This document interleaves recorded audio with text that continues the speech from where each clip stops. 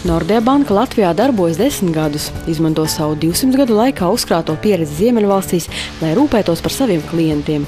Pateicoties stabilai pieredzei, Nordea banka ir izstrādājusi risinājumus, kas klientiem palīdz ietaupīt un vadīt savas finanses. Nordea banka ar savu pieredzi var saviem klientiem ikdienā palīdzēt gan plānot savas finanses, gan ietaupīt, gan arī atrast kopīgus risinājumus arī sarežģītākās situācijās. Īpaši šobrīd, kad Latvijas ekonomikai ir pienākuši grūti laiki. Šobrīd ikvienam ir aktuāls jautājums par taupīšanas iespējām un savas personiskās grāmatvedības vadīšanu. Mēs jautājām, kā Rēzeknes iedzīvotāji plāno savu ikdienas budžetu. Plānoju, protams, atliku mammai tur naudu iedevu, lai par siltumu nomaksātu. Burtiski tā pateikt, sev daudz ko atļauties nevar. Nordea banka saviem klientiem, kā arī jaunajiem klientiem, iesaka izmantot uzkrāto bankas pieredzi darbā ar finanšu plānošanu un pieteikties uz bezmaksas konsultāciju ar bankas finanšu konsultantu. Nordea bankā strādā finanšu pārvaldes profesionāļi, kas jums izskaidros dažādas iespējas, kā jūs varat ietaupīt, izmantojot ikdienišķus bankas pakalpojumus vai norēķināties par kredītu, arī par dažādām izdevīgām noguldījuma iespējām, lai uzkrātu un daudzus citus jautājumus, jo ikdienā par šiem procesiem neinteresējoties nav iespējams zināt visus sev izdevīgākos pakalpojumu veidus. Pēc vajadzības ekonomējam visam, gan pārtikai, gan arī zobu pastai bērniem un arī uz skolu.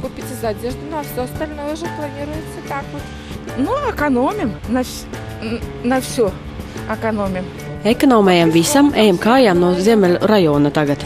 Vīram ir 75 gadi, viņš ir pensionārs, un pat pensionāram ir kājām jāiet. Skaitam kapeikas no pensijas līdz pensijai, knapi varam izdzīvot. Par dzīvokli skaitam naudiņu pārtikai, žēl ir pensionārus. Pie ārsta, kad jāiet, arī dārgi jāmaksā. Ziemā nesanāk ekonomēt, vasarā gan. Personīgi savu algu es aiziet apkurei un visādiem nodokļiem un tekošiem izdevumiem, tādiem kā benzīns. Vairs nekam nepietiek. Laiku pa laikam es pārskaitu, protams, kam es varu veltīt, kam es nevaru. Ko mēs varam plānot, esam bezdarbnieki. Mums vēl mazdēls ir. Uz mazdēlu viss aiziet, uz dzīvokļu, uz mazdēlu. Drusku tev paliek pāri. Bet ko var no vidējās, no 180 kaut ko tur izplānot. Plus vēl. No biržas pagaidām iet, vēlāk nezinu, kas būs. Kas būtu pirmais solis, lai ekonomētu uz bankas pakalpojumiem? Es ieteiktu visus rēķinus apmaksāt internetbankā. Nordea banka piedāvā ļoti ērtu internetbanku, kurā var apmaksāt visus nepieciešamos rēķinus. Varbūt liekas, kas tad tas ir apmaksāt rēķinus internetbankā un cik tad mēs varam iekonomēt. Piemēram, Nordea banka piedāvā internetbanku ar mēneša maksu, un tad ir iespēja apmaksāt visus rēķinus neierobežotu skaitu uz jebkuru Latvijas banku bez maksas. Varam pareikināt elementāru piemēru. Ģimene dzīvo dzīvoklī, mēnesi viņam ir jāapmaksā 10 rēķini. Izmantojot parastu internetbanku, būtu jāmaksā, piemēram, 20 centiem par katru rēķinu. Varam pareikināt, ka mēnesī tie sastāda 2 lati. Izmantojot Nordea internetbanku, būtu jāmaksā mēnesī 50 centīmi, bet visi šie rēķini tiktu apmaksāti bez maksas. Pareikinot tālāk, uz 12 mēnešiem, tas ir uz 1 gadu, mēs redzam, ka ekonomija būtu 18 lati. Nākamais solis, lai varētu veikt kaut kādu ekonomiju, ir rūpīgi pārdomāt bankas pakalpojumus, ko jūs izmantojat kā ģimene. Varbūt liekas, vīram konts ir vienā bankā, sievai konts ir citā bankā, kas tad tur var būt par ekonomiju un kas var būt atšķirīgs starp bankām. Bet tas tā nebūtu nav. Ir iespējams izmantot bankas pakalpojumus vienā bankā un izmantot bankas klienta priekšrocību programmu. Ir tā, ka Nordea banka piedāvā ļoti pārskatāmu priekšrocību programmu, pēc kura iepazīšanās, ar kuru nerada jautājumus, kāpēc vienam cilvēkam tiek piemērotas kaut kādas atlaides un citam klientam nekas netiek piemērots. Ir tā, ka jūs, piemēram, Nordea bankā izmantojiet internetbanku, ir norēķinu kontu un ir debetkarte. Jūs esat bronzas klients. Taču, ja kāds no jūsu ģimenes locekļiem izmanto to pašu kredītkarti vai veic noguldījumus bankā, jūs varat kļūt automātiski par sudraba klientu. Gan vīrs, gan sieva. Palielinot bankas izmantoto produktu skaitu un apjomus, ir iespēja kļūt arī par zelta klientu. Tas nozīmē to, ka bankas atlaides kļūst vēl lielākas. Piedevām. Šajā gadījumā kļūstot par zelta klientiem, Nordea banka nodrošina klientam arī privātu banķieri.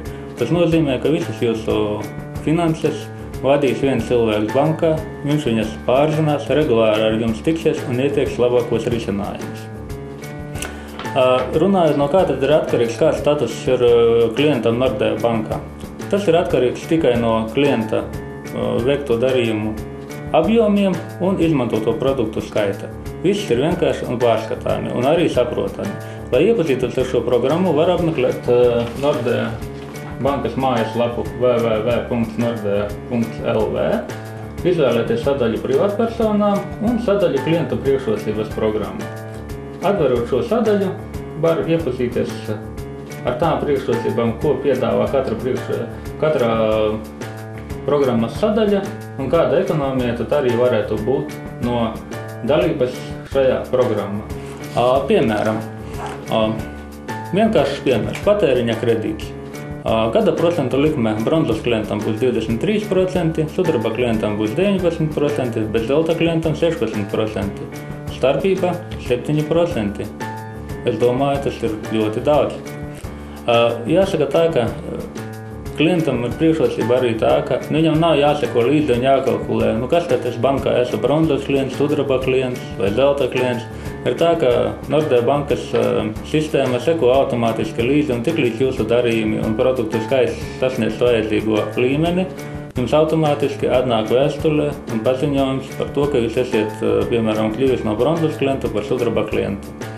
Mēs no bankas puses vienmēr būsim ieinteresēti sniegt klientam labākos finanšu risinājumus ne tikai labajos vai tā saucamajos treknajos gados, bet arī tad, kad rodas kaut kādas problēmas. Ir tā, ka šobrīd apkārt valda ļoti daudz negāciju. Mēs to vien dzirdam, ir krīze. Protams, ļoti daudz cilvēki zaudē darbu, kas ir pats sliktākais variants. Daudziem cilvēkiem samazinās ienākumi. Un ir jāsaka tā, ka lielākas problēmas ir tiem cilvēkiem, kam vienlaicīgi ir arī kaut kādi kredīta maksājumi. Šajā gadījumā situācija paliek sarežģītāka un ir jādomā ne tikai par ienākumiem, bet arī jādomā arī par kredīta maksājumiem. Izvērtējot kredītņēmējus, mēs redzam, ka lielākās problēmas ir tiem cilvēkiem, kam bremzējas bizness vai arī kas paši agrāk ir bijuši darba devēji. Arī zināmas problēmas rodas tiem cilvēkiem, kas ir nodarbojušies ar nekustamā īpašuma pirkšanu, pārdošanu. Veidojas kaut kāda ķēdes reakcija. Cilvēks ir parādā bankai, viņam ir kaut kādi neapmaksāti rēķini no citu cilvēku puses, un tā veidojas ķēde, kad viens cilvēks ir parādā citam, tas cilvēks ir parādā citam, kaut kas ir parādā bankai. Bet ir ļoti labi to, ka cilvēki sāk saprast, ka pat mazs kredīta kavējums, tas ir nopietni. Attieksme no cilvēkiem ir dažāda. Ir cilvēki, kas domā, ka problēma atrisināsies pati no sevis un neliekas traucēs par kaut kādiem kavējumiem. Ir cilvēki, kas ļaunprātīgi izmanto situāciju, ir cilvēki, kas cenšas risināt savas problēmas, nāk uz banku, un šajā gadījumā banka arī cenšas palīdzēt un ieteikt labākos risinājumus.